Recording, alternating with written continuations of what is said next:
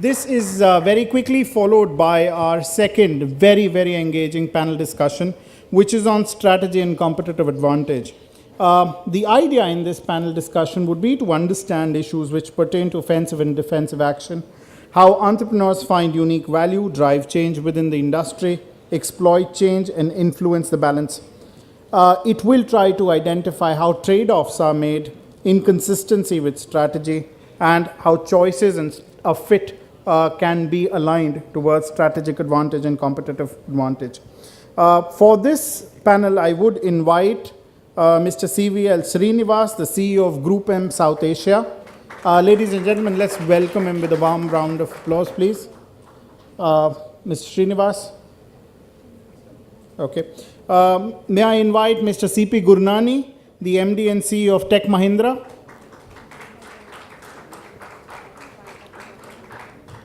Mr. Rehan Khan, Managing Director and Executive Director of Abbott India.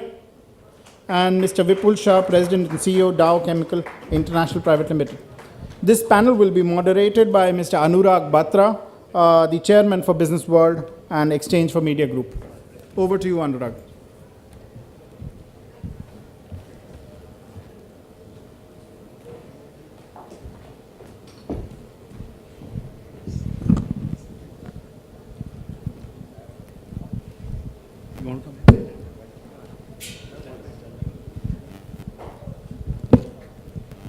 Thank you. We have a fantastic panel and it's a power-packed panel. Sunand, yours was the most power-packed panel because you were on it. But it is power-packed because we have 4 CEOs whose companies are very large, who are personalities in the business, and pretty much in almost all the domains that they are present, they are leaders in their space. And when we talk of strategy, I want to start by asking the audience a question. How many of you think Indian companies are strategic in a true sense when it comes to looking at their businesses in a 3 to 5 year horizon? I want you to raise your hands that strategy is an important part of decision making and it's not tactical approach. How many of you believe that Indian companies are very strategic? 15%? 10%? How many of you feel that Indian companies are not strategic in their approach? So clearly at least 3 times more. So I hope at the end of this panel discussion we are able to influence you, because I am a moderator, I don't have a viewpoint, but my panelists believe that Indian companies are strategic in nature, and strategy is all about choices. Strategy is not just about execution, it's about the choices that you make. That's what Michael Porter believes in. At the end of the strategy is about choices. So we have 4 panelists. We have CVL Srinivas, whose company Group M has evolved from being an intermediary to a full services marketing communication agency. I know that firsthand. So Srini, we'd want your perspective on how some of the Indian entrepreneurs that you worked with companies like Havells, you worked with Himalaya, these are your clients. How have they embraced strategy? We would also want to know from you how Indian media companies, not just agencies, service companies, but media owners are strategic or not strategic. We have on the panel Mr. CP Gurnani. CP has really led a turnaround, and in the BW August issue of fastest growing companies, Tech Mahindra is among the top 6 fastest growing companies in India. Really, he's achieved scale. Most importantly, he's managed a merger very well. I think culture is the least talked and least articulated issue in strategy. CP would like you to focus on what you've done. And I was asking him if he would like to refer to a book that strategy professionals should read. He says, I don't read books, I write books. And he probably write a book on strategy. Third, we have Rehan Khan. Rehan, company Abbott India has grown through acquisitions. They were a leader in the space. They were at 6%. There is an impending merger of 2 pharma companies which may make them number 2. So how does his company look at the next 3-5 years to stay a leader? We have Vipul Shah. Vipul again comes from an industry which is regulated. It may not be as regulated as pharma or fertilizers, but it's still a fairly complex industry. How does Vipul make sure that policy risk and environment do not get the strategy to change too often. So we'll get each of the panelists to come onto this. We'll start first with CP and then go around the corner. CP. You know, Anurag did ask me that question whether, and he said, would you recommend a book on strategy and something that I'd follow? And my genuine answer was, there is no book on strategy that I follow. It didn't mean that I'm going to become a writer. So I just want to do that simple correction. In terms of, I was actually quite surprised when the audience reacted by saying 15% of them believe that the Indian companies, you know, have a strategy. It clearly is now the gap. I don't think any one of us can survive without having a strategy. Any one of us can ever do anything without having a goal and having a roadmap ahead. So clearly there is lack of communication from our end. An Indian industry may not have communicated their strategy so clearly. And again, most of you are from the corporate sector. You guys would all agree that every company has a vision statement. And normally a vision statement is an evolved process. It is not really that somebody decides what the vision is. Similarly, all of you have a mission statement. All of you have your annual planning and annual goals.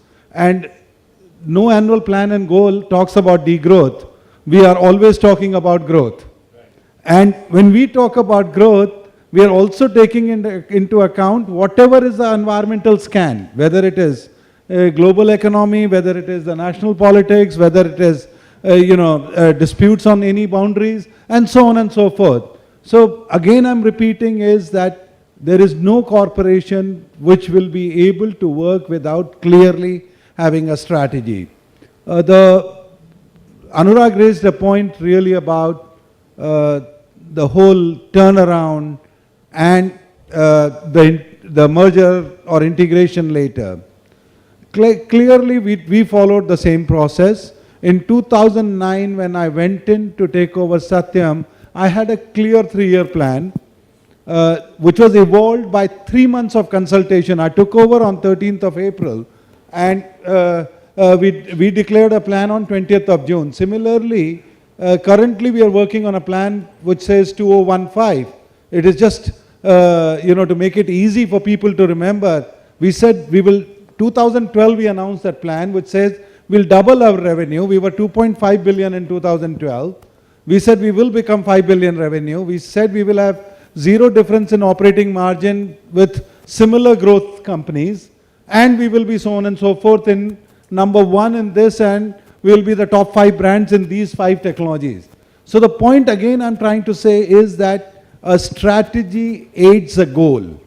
A strategy is, so as long as you know what your goals are, as long as you know how you want to get there, and that is to me is strategy, and the critical part is people. And I know we will come back to the question, but if anybody wants to say what has worked for Tech Mahindra, it is having stretch goals, and number 2, recognizing and rewarding the talent and focusing on talent. Fantastic, CP. Those are fantastic. Is it fair to say that you are saying the strategy is inward looking from what you are saying? No, I said strategy is always external, because what you have done is internal to bring everybody on the same page, and external is, I said you take into account the economic environment, you take into account geopolitical challenges, you take into account the opportunities. Sure. So, I mean, there is no strategy which can only be internal. Fantastic. Srini, you work with a wide spectrum of clients. I named 2 of your Indian clients who've gone up from being small and mid-sized to fairly big. What are the lessons for entrepreneurs and intrapreneurs in this room from your clients and what you see? Yeah, so like Anurag said, we are a media investment management company. We're called Group M, and we deal with lots of clients. In fact, over 300 odd clients. Many of them are some of India's biggest advertisers, some of India's biggest media spenders in that sense.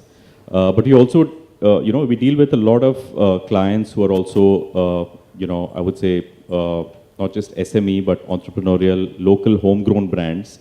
And we've actually grown with some of these brands. There are two companies in particular I'd like to talk about because I think we've in fact learned a lot working with these two companies. So one is Havells. Havells, I guess, today is very, very recognized in this room, and I guess all of us, when I say Havells, we think of all the, the wonderful advertising we watch on television. But if we go back 10, 12 years, when Havells was actually not a known brand, I mean, just look at the background. It was basically in a commodity space. It was into making stuff like wires and switches and so on and so forth. And obviously a very, very low involvement category. Products like those are not really on the radar of too many consumers. But what Havells did very intelligently, and this is where strategy comes in, is they focused on two things right at the start. One is they focused on brand building. They created a brand, they invested behind that brand, and they supported that brand all through. They also focused very clearly on trade. They realized that if they have to succeed in this game, they have to have a very, very strong trade network. So the way they went about their trade strategy was that, they went and actually adopted a whole, a massive set of dealers where, Havells was almost like the core product, the bread and butter of the dealer, and they actually encouraged these dealers to start, selling other products as well. So the dealerships got built around Havells. And 12 years later, 14 years later, I mean, all of you know the size of the company. It's a massive organization, and they've now diversified into a lot more products. So very clearly led by strategy, very focused in their approach, and very, very consistent brand building all through. The other example I'd like to talk about is that of Himalaya. Himalaya, as most of you would know, started off as basically a pharma company. And actually, Himalaya is the company that gave us Live 52, a very popular medicine once upon a time. Again, about 14, 15 years ago, Himalaya decided to move from being a pharma company to getting into the consumer product space with personal care products and so on. And the USP obviously was the fact that they have ingredients which are kind of natural. They don't use chemicals and so on, so homegrown natural ingredients. And that was when the market was just kind of opening up for these kind of products. So here again, they had a strategy which I thought was extremely focused. They knew that the USP was clearly the product efficacy. And without getting too bogged down by, Ayurveda and stuff like that, they actually started making their products and everything else look very, very aspirational. And they kind of rode the wave of, India and Indian consumers opening up to products which had natural ingredients. And today, Himalaya has in fact become one of our bigger clients, as is Havells, over the last 10, 12 years. Again, consistent brand building, clearly focusing on, what they thought the USP was, and it worked out extremely well for them. Thank you, Srini. Vipul, coming to you, I talked to you about the fact that how does your competitors' plans or the environment or the policy or a change in government or change in some part of the world impacts your business? How does it impact strategy, and what are the top 3 things as a CEO of a large MNC that you want to share with this audience? Thank you, Anurag. I think one of the things for us, as a multinational company, we operate across so many countries. So one of the fundamental thing about the policy which we work on is have a global standards, and our policy statement is very clear. We have certain standards at Dow, and then you will have country standard. Whichever is the most stringent standard, we will follow across the globe. So I think that's the first and foremost, to mitigate the risk on all the emerging countries, because the standards we follow in emerging countries will be similar to what highest standard we will ever follow anywhere in the world. Second thing which we do very well is set out 10-year sustainability goals. And so you try to stay ahead of the game, anticipate what the sustainability environmental challenges the world is going to face. And you are preempting that much ahead before it comes to you. So I think that's the one way of staying away from the competition. The other thing which we try to do really is use our technology know-how and the market knowledge and innovate locally. So the whole strategy is, first and foremost, is how do I produce innovation in India for India? How do I modify certain product without sacrificing any of our qualities to cater to the markets locally. And that's one way of staying away from competition. Offer different solutions than just product to the market. I think that's the fundamental shift which we've made over the last 4-5 years, and that's been very successful for us in the country. Thank you, Vipul. We'll come back to you, and I would like to ask you something which I'm going to tell you now, and you can revert on it once Rehan has made. When you talk about these are, have you made something that was a disadvantage in your industry and for your company when it came to India as an advantage, as a strategy moving forward? So you converted a big disadvantage into a advantage that helped you leapfrog through your strategy, So I would want to come back to that. Rehan, as I said at the start, your company is grown by acquisitions, mid-sized and very regulated environment, very intense competition. What do you have to say about strategy? What are the top 2-3 things that you have to share which helps you really stay ahead in strategy? So let me begin by challenging the group. I don't agree that Indian companies are not strategic. In our industry, the Indian companies are very strategic, very fast-moving. I would name companies like Sun Pharmaceuticals, Cipla, very formidable. And certainly, I don't think there's anybody anywhere in the world can say that these companies will not be in a leadership position. Just to give you an example, 30 years ago, the gentleman who runs Sun was a stockist, was a wholesaler. Now he's the 5th largest branded generics pharmaceutical player in the world. 5th largest. He didn't get there by chance. He didn't get there only by opportunistic movement. He certainly got there by strategy and thinking through and executing on it very effectively.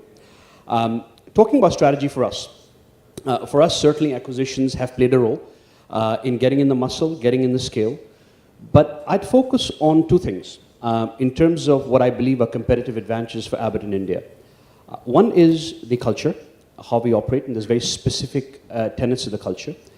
This isn't something that's entirely global. Obviously, the tenets of it are global. But there's a very specific culture that we have put in place that makes a 2,200 crore, 3,000 person company move fairly quickly. And the second part is about talent. Now, I know that's a massive cliche. Everybody in the room will say, well, big deal, we love talent too. What I'm going to tell you that not all talent is created equal. So for us, we've focused on hiring 10 to 15% differentiated talent, consulting, private equity, banking, consumer goods, and also disruptive talent, meaning folks who've never spent any time at all in our industry, who will come in and challenge the basics of how we operate. So both of those combined, a very clear culture across the board, right from the bottom all the way to the top, and a very clear focus on talent has made us perform at twice the market. So we're growing at about twice the market. Initially, when one puts out ideas like this, people tell you, I moved back to India after 20 years. People told me, nahin, aap bahar se aaye, ye sab yahan nahi chalega. And I will tell you that I think focusing even in large companies like ours on these very basics and making sure that this is drilled down across and breadth of the company makes a significant difference in terms of playing to strategy and making sure that your choices that you make help you beat the market by 2 or 3 times. Rehan, just staying on you, we were chatting and you said that scale is very important when it comes to your strategy. And second, you said speed of decision making. How do these 2 points play a big role in your strategy and strategy overall? And quoting Michael Porter, he said strategy is about making choices, trade-offs. It's about deliberately choosing to be different. How have you been different from then other competition? So a couple of things. Growing at 22%. Industry average is about 8 to 9%. Correct. So how have you managed that? So, if I look at it, everybody's got great products. Everybody's got breadth, hundreds of brands in our industry. Everybody's got large field forces. So the cost of entry, the first piece of cost of entry is muscle. How do you get to see more of the customers with more people with a broad product portfolio? That's just the cost of entry into the room. That's not strategic. That just gets you in. Now, how are you going to differentiate in an industry which traditionally has been fairly low on talent, especially after the 71 change on patent laws? If you go to any top university or business school in the country, the IITs, the IIMs, you ask how many people in the room want to join a pharma company, not many hands go up. Oh, well, few more go up now, but hopefully, normally 5-6 years ago, not that many hands went up. So the question is, how do you differentiate yourself, and how do you set up a disruptive growth in your business? First question. Second question is, Indian companies in our industry make very quick decisions. I'll quickly share an anecdote with you. A direct report of mine now runs one of the largest companies in the country, one of the largest Indian companies in the country. I asked him how many times in the last 6 months his boss, who owns this company, 4th or 5th largest company in the country, sent him an email for a decision. He told me about 4 times. I probably get about 200 emails a day from all kinds of people. Probably 2 of those are about decision making. The rest of those are FYI. So CYA, cover your backside, which is rampant in the multinational world. And lack of speed makes a big difference in how you move. Okay? We have actively gone out and tried to break it in our business. We've said, listen, make decisions quickly. When in doubt, move forward. Okay, you may be wrong 3-4 times. You'll likely be right 5-6 times. So make a decision. If you're going to do something, make a decision. First thing. Second thing, one of our cultural tenets is speed, agility, but the other cultural tenet is to shape the market. Yeah? If all you do is go out in a market like India and do market share, perhaps in some industries you can do it. In our industry, 40% of all Indians, only 40% of all Indians have access to any allopathic medicine. So we are not just competing with the other pharma companies. We are competing with lots of things. Ayurveda, home remedies, no medicine, all kinds of things. So our job is to go out and diagnose, make aware, and get many more patients and doctors be aware. I'll give you a small example. This year, how many women in the room? Let's have a look. Okay. 10% of all women in the room have hypothyroid disease. You may not know it, but you do. That's the epidemiology of the disease in the country. A small percentage of men have it. It's about speaking too much? Hypothyroid is... Kidding, I get killed after this. But I prefer not to... It's foot in the mouth? No, I'm not going to do it. No, so this is hypothyroid disease in plains in the country. In the hilly parts of the country, 30% of all women have it. Now, how many women get treated? Probably less than 1%, because you don't know, but the disease is complex. You go to a doctor, the doctor can't diagnose it. It includes weight gain, depression, all kinds of things. Last year, we screened 1 million patients. 1 million, not a lot, but 1 million patients in India. We didn't charge for this. We just drove this screening around the country. Now, the obvious question is, well, how is this strategic? You're not doing, it's not social work.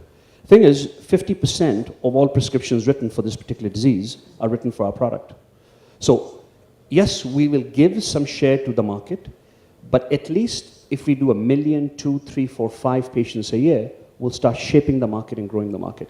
To me, that's where you're making a strategic choice. If my guys come to me and tell me, let me spend more money, no offense, on media or in distribution, that's not strategic. That's just getting iterative market share. Very practical, very operational. Yeah, that's it. Rohan, we'll come back to you. CP, 2 things from what Rehan said, and you can add, I believe you're ready to say something.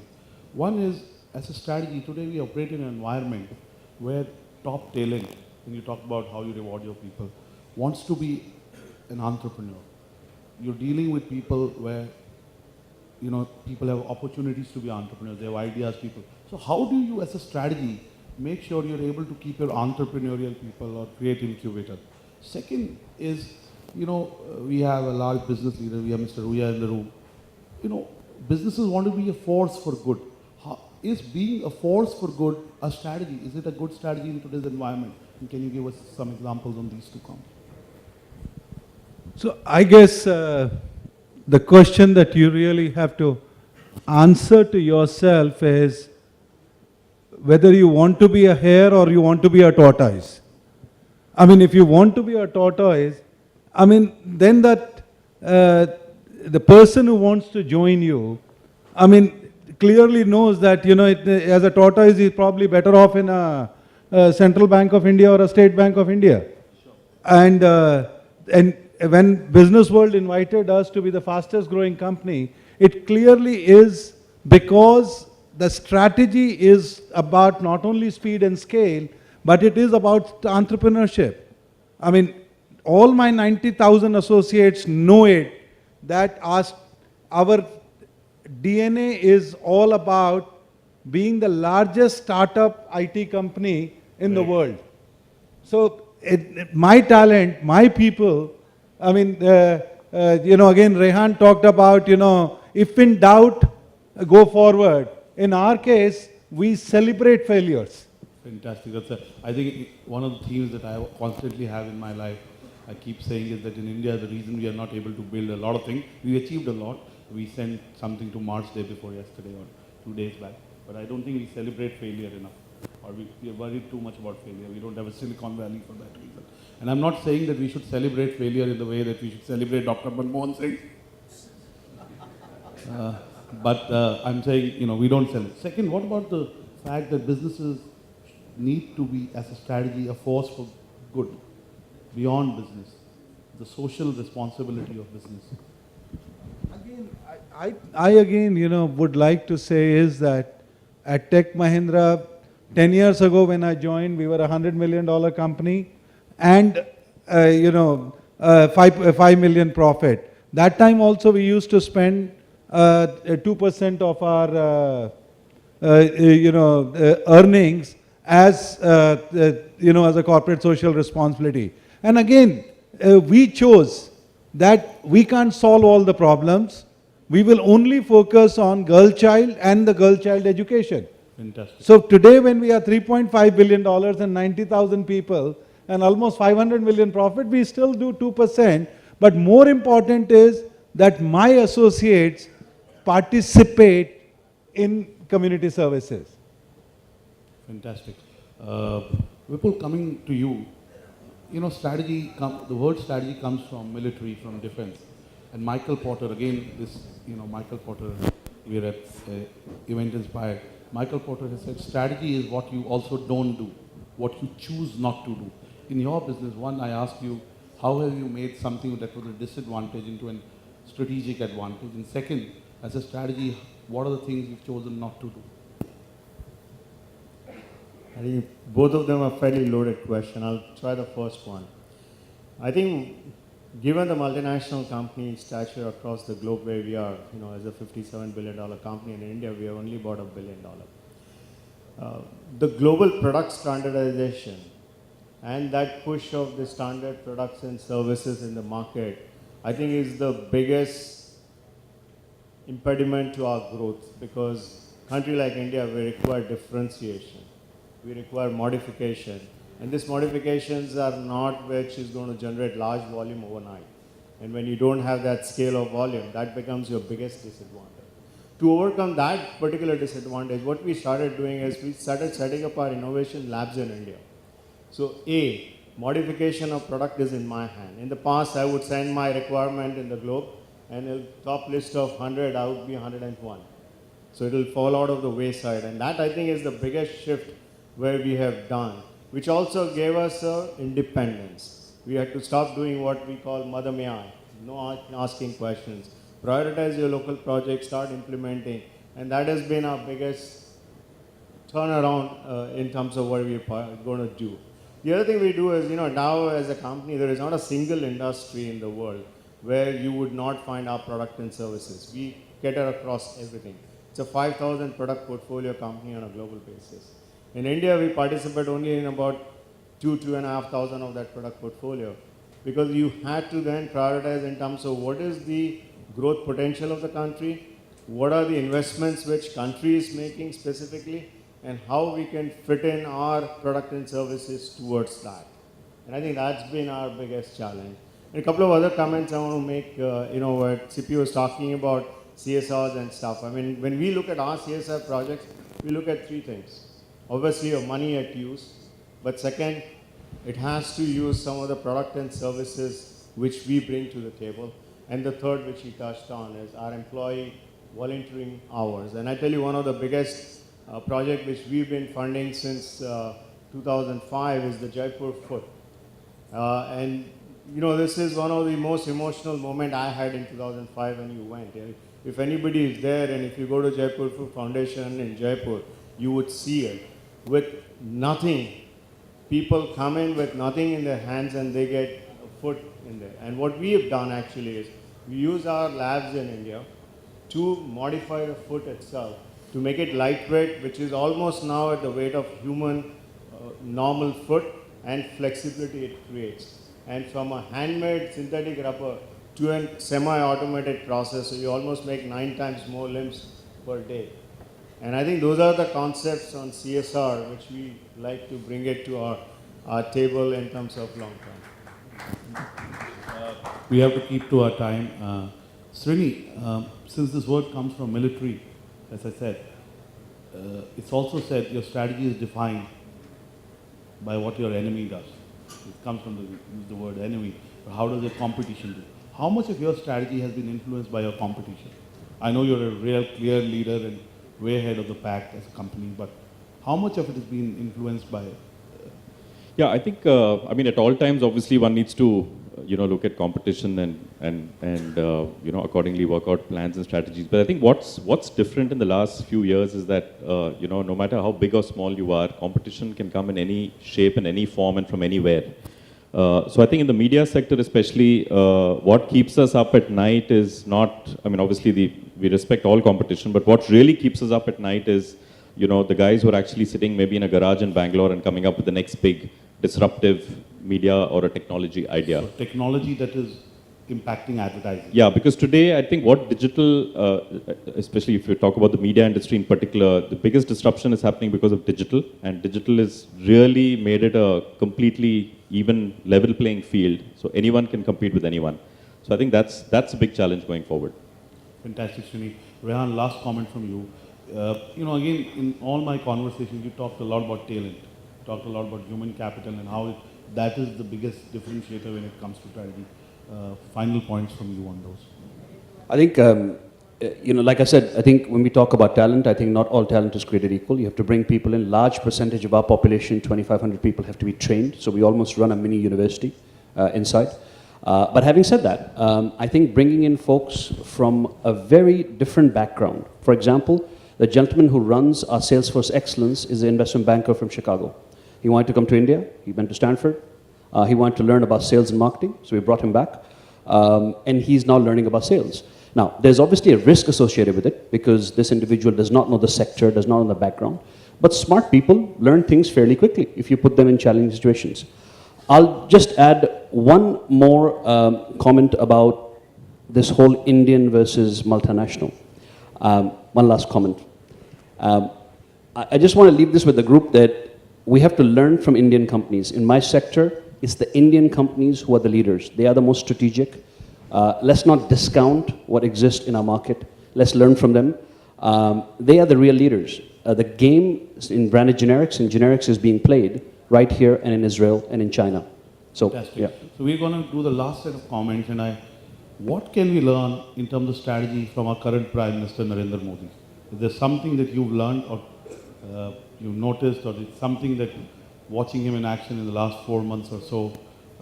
And second, as I said in the email to you, one book that you on strategy that you'd like to recommend to the audience, or a person who in leadership is strategic, or a company that is strategic. Srini, we start with you and go around the corner. Well, I think as far as the first question is concerned, I think one is the clarity of vision and at the same time, the simplicity of articulation. I think that's what I like about the Prime Minister. I think it's very clear as to what he wants to do and he says it very simply. As far as the second question is concerned, I mean, lots of companies we look up to. We work with some of the... One. Well, maybe Google in recent times. Fantastic. CP? Okay, Anurag, what you can learn from Mr. Modi can be a chapter by itself, but People writing books. or books, There'll be but books only for books on Mr. but- Narendra Modi. yeah, but if I were to say, the strengths that I would like to copy is really speed, scale, and skill. Fantastic. Speed, scale, and skill. Right. That's the third S, huh? Right? And in terms of, I know you already discounted me on the book part of it, but a company that I admire the most, I mean, I would like to believe that Apple, I mean, I still believe it is one of the finest companies in the world, and there's a lot to learn. Fantastic. Rehan, what can we learn from our Prime Minister? Inspiration, execution. He makes things happen. But from a strategy term, Both inspiration and execution. Execution is strategic. any book that you'd like to recommend? My view, again, I'll be slightly provocative. I don't believe the non-practitioners writing books for practitioners is particularly exciting. So I don't read many business books, honestly. I think literature has got Gabriel Garcia Marquez, 100 Years of Solitude, has probably more strategy, more decision-making than anything else. Fantastic. By the time it comes to me, on Narendra Modi, I think one of the things which I really loved about him is his holistic approach. It's just not the words. I think it's the action behind that words is ready. When he speaks, everything else is being done. And I think that approach with simplicity in terms of delivering his message is what has been so effective for him in Gujarat, and I think it will be very effective in center as well. In terms of overall. And I think one book which actually changed my perspective is Thomas Friedman's book, The World is Flat. And actually that has truly globalized the thinking. And it's an old book, but that's something I keep referring back to all the time. On a strategic side, the person who has influenced me through my teenage year is Sardar Patel. And I tell you, I mean, you talk about a real strategist who has united this country where it is today. From 72,000 kingdoms and all the four things, right? Sham, Dam, Dand, Bhed. Every aspect of this, when to use what and what not to use when. And that is something which really has, since my teenager year, has influenced, and even today. I love his preaching. Fantastic. It's been a great panel. We can take two questions and then I'll close the panel. And please keep your questions short, otherwise Twitter like. The gentleman there raising your hand. And please tell who the question is directed to. Sanjeev Kaushal, Tokyo Electron. I heard innovation, entrepreneurship. Just want to understand from you all, what's your perspective on intellectual property and in particular building an IP portfolio as a part of strategic outlook of the company? CP, in your business, pharmaceutical business. Fact is, different people will have different perspectives on IP. So, if I look at importance of building differentiators, importance of building entry barriers, I think there is no debate on that subject. Now, certain businesses, IP is critical and important. In certain businesses, it's a processes, scale, the customer satisfaction, employee satisfaction is more important. So clearly, depending on what your business is, it is important to have your IP or differentiators, and you need to protect your turf. Rehan? I think some of the IP is formal and some is informal, and I think exactly to your point, there's obviously the IP in our industry, which is scientific, which it can be strategic. But you can also have an informal IP that is linked to to that particular market and how you execute in the market and how you operate in the market. We'll take one more question and then we'll close. Gentleman there, yes. Good evening. My name is Rajesh Narula. I'm from Micro Marketers, which is a pioneering venture in outsourced marketing services. My question is a bit similar. If you look at the global competitiveness level of the country, we've all heard of classic studies of Japan overtaking America in the automotive sector. China is probably going to do the same thing to India in the IT domain. We've seen various studies where What's your question? Come to the question. So can you give an example of how the Indian industry has become competitive globally, for like the automotive sector in Japan or the Chinese sector companies, they have wiped out industries. IBM, for example, has used innovation through patents. I mean, the largest number of patents.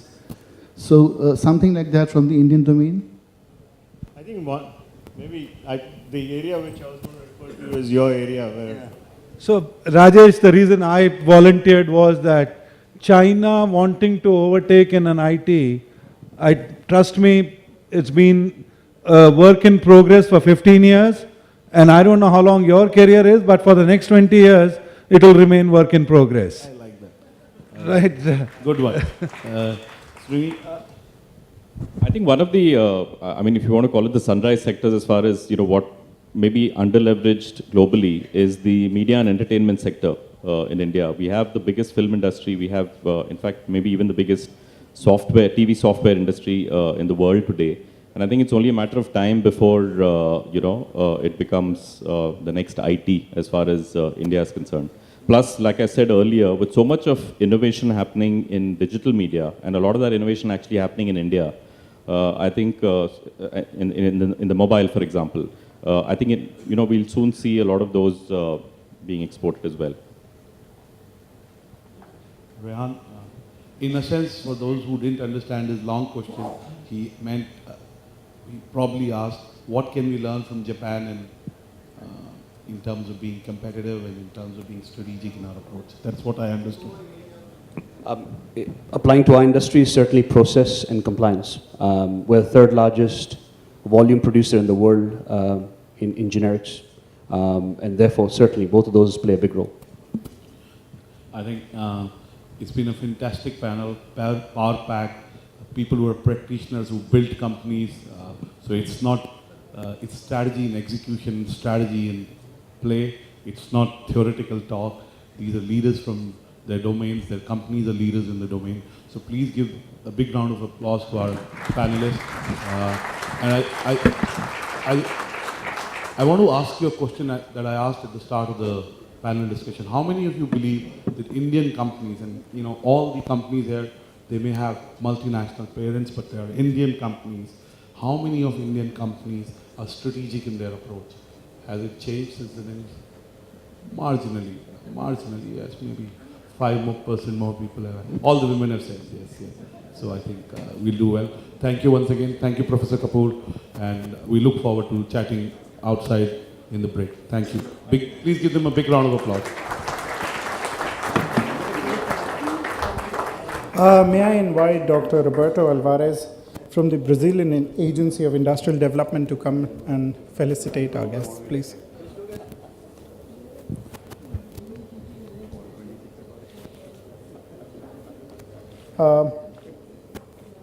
Mr. CVL Srinivas, the CEO of Group M South Asia. Mr. CP Gurnani, the MD and CEO of Tech Mahindra. Mr. Rehan A. Khan, the Managing Director and Executive Director of Abbott India. Mr. Vipul Shah, President and Chairman, Dow Chemical International. And we would like to thank Anurag, the Chairman for Business World and Exchange for Media.